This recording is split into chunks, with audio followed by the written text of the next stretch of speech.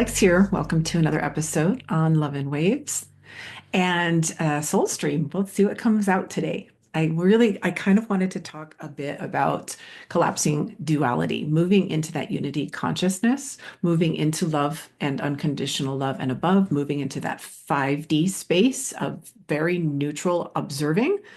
And then from there, we can move into really co-creating in alignment with thy will, right? Which is divine will, which is your higher self guidance. And what we're looking to do here is not to get out and escape the mind, because all consciousness just steps down into levels of mind. It down steps into this literal physical experience that we're having. But we're looking to embody and station our identity with a higher aspect of us and bring that into this 3D realm. So when I talked in the last episode about the different levels of mind, it's about learning how to navigate and basically travel through the dimensions, being multidimensional, so that you can station yourself at a higher and higher levels. So again, coming out of the duality, the split mind of the basically, if you were to look at the different cognitive functions, I mentioned this last time a little bit too, where you learn how you receive information and how you transmit information. When you're going through the ego mind, it's split here because we came here to experience that which is not, slowed things down in time so that it looked like cause and effect, and we could see the very direct results of what we're doing and as we're creating every time, every moment by moment by moment. It's called recursion, where we create, we witness it, and then we send feedback back up, and then we create from that. And feedback is a constant, eternal communication. This is how we create from non-physical to physical. This is where I talked about non-physical to physical being in the fifth dimension, witnessing here and choosing. And so the mind, the split mind, falls down here, the ego mind, that split. And the more split it is, the lower you'll feel, the more contrast you'll feel, the more push-pull, the more difficulty, the more suffering. But as we're moving up, we're collapsing all of that duality. And in the meantime, your mind is also coming into a balance. So you're able to, you really have four different personalities in your mind at all times. And so as those become sanctified, as you continue to surrender, we'll talk about that in a moment, surrender the different positions of the different sides of the mind, and instead learn to master your ego and your subconscious and how they work together, and knowing how to avoid going into the unconscious choosing, then you can use the gift of your mind and put the negative part of the ego in the back seat and create while aligning with higher aspects of you, higher stations of identity, the soul, the oversoul, right? So that's really what we're looking to do, because the fastest path to your destiny, honestly, is aligning with your higher self. And that alignment is embodiment. It's not escaping and escaping the mind altogether. Again, it's stationing your identity higher and higher and higher up. So we have to move from the split mind into the unified mind. Okay, again, those four sides of the mind will come together, and then you go to a unified mind at that 5D level, and then you can consciously start creating, choosing and creating. Now, there's a process in this. Obviously, you can consciously create and unconsciously create, and depending on how present you are on that 5D level, your awareness, you need to be present in order to align properly, because otherwise you'll just unconsciously keep creating, or just keep creating from what is programmed in the subconscious. So there's a lot that keeps us in that divided mind. And it takes awareness and presence in the now moment, moment to moment to moment, to actually consciously look and say, okay, I see my creation. I want to choose something differently, and I want to choose according to something better. I feel the discord of the past choices. I see it in what's coming to me from the hologram I've created, from the people, the situations. I'm feeling the discord there. I feel the contrast. I know I created this from a higher standpoint. I created this experience of that which is not, in order to choose and grow differently, right? So I built this in, taking that radical responsibility. I built this experience. I'm now seeing the duality in this. I'm feeling the duality in this. My mind is split. The emotions and the mental body are not in sync right now. And so we're looking to collapse that. So we're looking to let go, surrender the positions, the beliefs, the trapped emotions, or allowing them to move through. Do I need to take this position about this? Do I have to be right about this? Do I need to control this? Can I surrender the control of this? Can I align with the moment, allow the moment to be what it is, feel through what's uncomfortable about this moment, and then inquire, when have I felt this? Why am I creating this? Why did I create this? Is there a revelation here, please? I don't want to create this again. Right? And it's not to argue with yourself necessarily, it's to bring awareness. And then you can choose with consciousness and awareness what feels better. And this is where the inspiration can come in. And you want to start to listen. And then it's surrendering control of what you think is the right next thing to do, what you think is the construct, what you think is the what that person should do. Or all of this surrender is not, it's not a surrender of your um what's the word I'm looking for? It's not like just laying over and like just waiting for things to just manifest. It's taking radical responsibility and surrendering the things that created what you're not appreciating in your life right now. Can I surrender this position that I've taken about this? Can I surrender this judgment? Can I surrender this identity, this thing that I've made real for me? Can I surrender this belief in order to see a higher belief? Can I surrender this, even an outdated concept or model that's no longer working? Can I be open-minded about something new so that you can continue to collapse the duality? Because what happens is the more you surrender those lower energies, the more you're able to embody the truth, and the more that your mind and your heart, the more wisdom, of course, but the more that this can start to weave together the feminine and the masculine principles within you. Okay, so the emotionality and the mental processing can start to weave together. You can start to learn, from your mistakes. This is the whole thing is about learning, right? So you're learning. I say mistakes, there are no mistakes. That's limiting. You just learn from your past, where you put your awareness in the past. Time is an illusion. It's just we live in an elongated experience of recursion, how we choose in each moment the feedback loop that we're in with our higher self and our higher mind and our lower mind.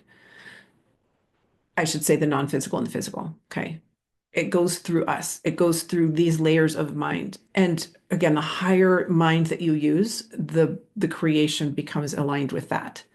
And higher still, you embody more of that, of who you are, and even and that is reflected in your life. And so everything is reflected in your life. The problem is, of course, we forget that this is who we really are. We are the non-physical, higher and higher and higher aspects of us. We are not the physical. This is just our creation. We get lost in our own creation and we start to identify as our creation. We even identify as a mother, a father, a brother, a sister, this kind of a worker. Like all of these identities are just part of the play. It's not who you really are. In fact, the higher and higher and higher you station, you'll realize that you have 1,728 incarnations of you on this, between this universe, parallel universes, all different time, space, realities at the same time that you're experiencing on all of these different levels. I don't need to go there right now, but it's the truth. So this experience right now, if you even identify as these different roles, you're even limiting your experience. This whole thing is you. And so when you can take that kind of ownership and you realize I'm the portal of deciding in my moment to moment awareness what I want to create. I want to create unconditional love, love and above, a very high state. Then I need to look at things and remove all the conditions that I've put on them.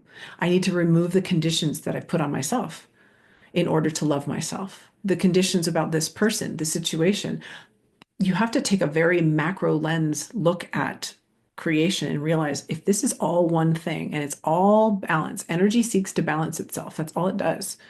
The pluses and the minuses, the duality, that is what creates. That's what makes time move in spiral.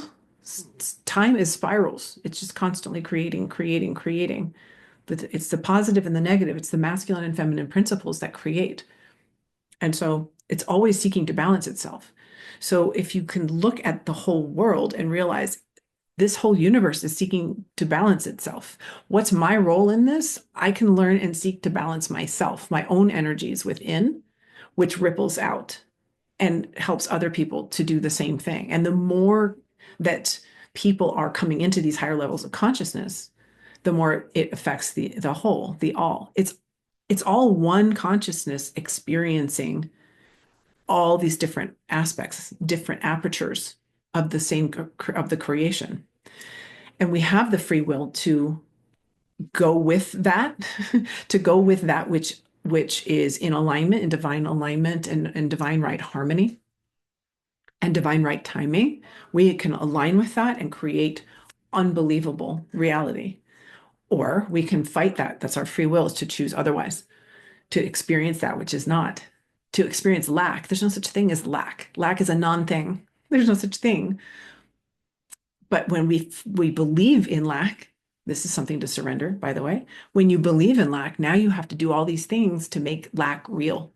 You make it real for yourself unconsciously. So when you start to witness things from a higher macro lens and you realize, well, there's no lack, everything's abundance, everything is love.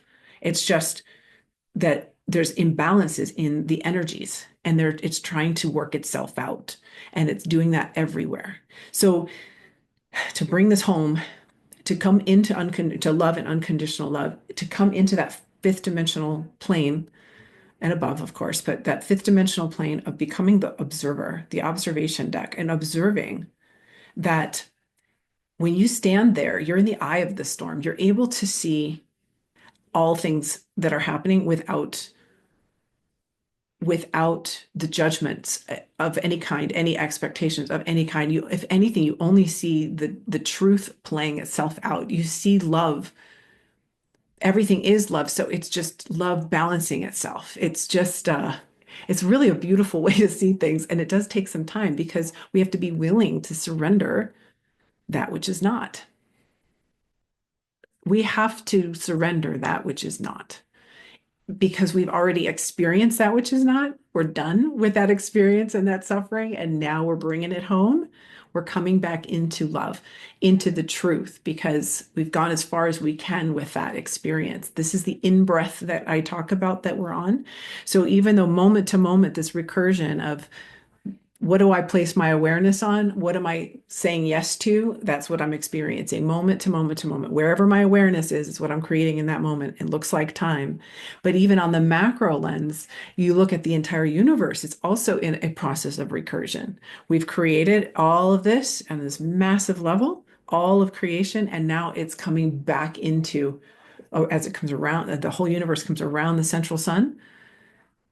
We're moving into this, this time of this age of Aquarius that we're in now, and we are becoming lighter and lighter and lighter and more unified, more unified, more unified as we're walking through the doorway back to the all again. It's constant. It's always moving on every single level. So again, as these things come out, they may not make sense, but the intention that's behind these words, the energy, the codes that are within this expression here today are to help you to remember. It's not to teach all these concepts. It's to help you to remember and just to feel, sense the reality here that you've created this beautiful experience, as hard as it is to be in this experience. This is not who you are. You are the consciousness that's having this physical experience.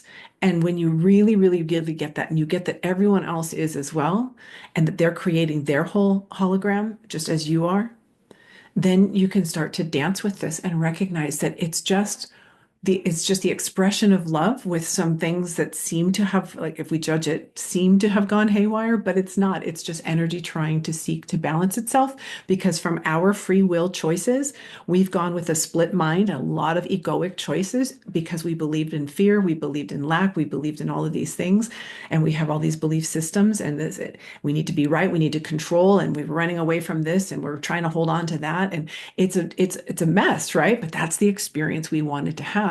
And so that is all equalizing itself right now on every level. So to surrender your positions about things, to surrender your beliefs that are clearly not serving, and to surrender to the judgments and the expectations of what's happening in the world, and just allow things to be what they are and become the witness in the eye of the storm.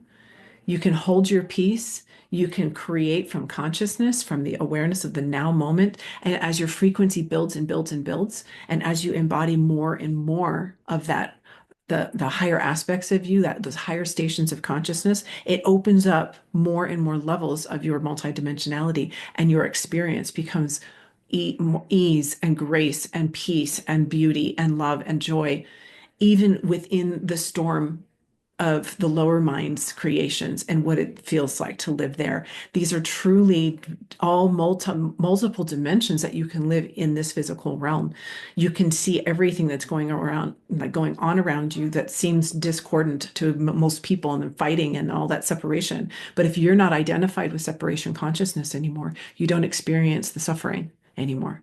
So yeah, so I hope I started to finally get into flow there more towards the end of this. I hope that you stayed this long, and I hope that you followed this, just letting it stream out and hoping that you're going to remember. It's really actually very simple when you recognize that you're just here to live in the moment and to become conscious of the moment, and just have the understanding of what you're moving through, and that you created this for yourself to experience so that you could grow. Not to control and hold on to what's here because this is comfortable right now, I need to hold on to this. It's because you came here to experience the contrast in order to grow, in order to expand.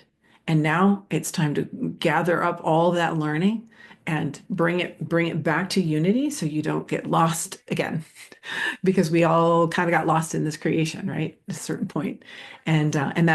And as you do this surrendering, the mind comes into unification, and the four different voices that you're hearing, that's truly four different, almost like personalities, ways of processing, come into sanctification, into unity.